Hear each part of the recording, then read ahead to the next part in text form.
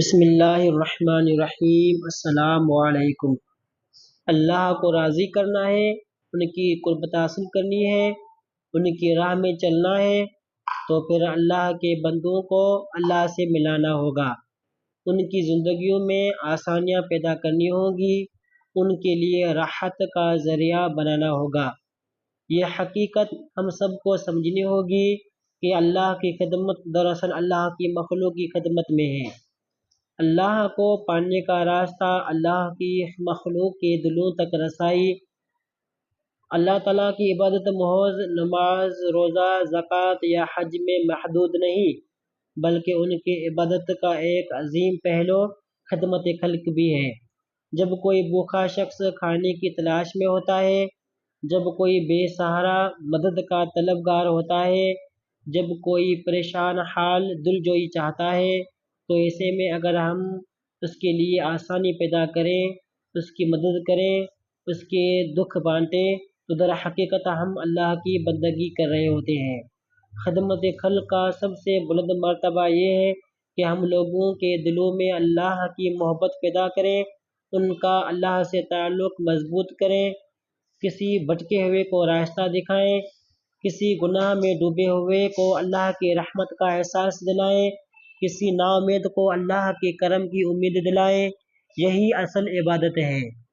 ہم دوسروں کے لیے آسانیاں پیدا کریں تاکہ ان کا دل اللہ کے قریب ہو جائیں، کسی یتیم کو سہارا دیں تاکہ وہ اللہ کی مخلوق پر اعتماد کرنا سیکھیں، کسی غریب کی حاجت پوری کریں تاکہ اس کا دل اللہ کے کرم پر یقین کرے، کسی ٹوٹے دل کو جوڑیں تاکہ وہ اللہ کی محبت کو محسوس کریں۔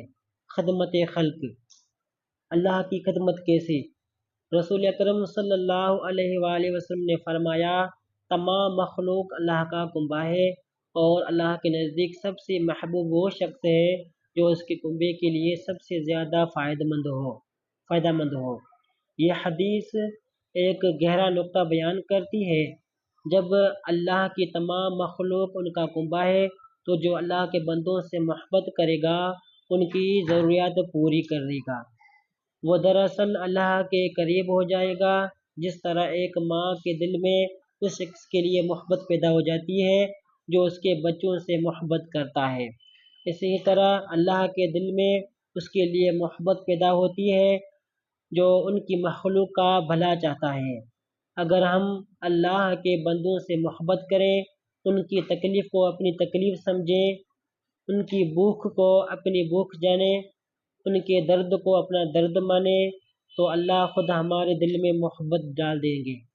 جب ہم کسی بھوکے کو کھانا کھلاتے ہیں، کسی ننگے کو کپڑا پہناتے ہیں، کسی بیمار کا علاج کرواتے ہیں، کسی یتیم کا سہارا بنتے ہیں، تو یہ محض مدد نہیں، یہ اللہ کی معرفت کا ذریعہ بنتا ہے۔ دلوں کو سکون دولت سے نہیں، بلکہ دوسروں کے لیے کچھ کرنے سے ملتا ہے۔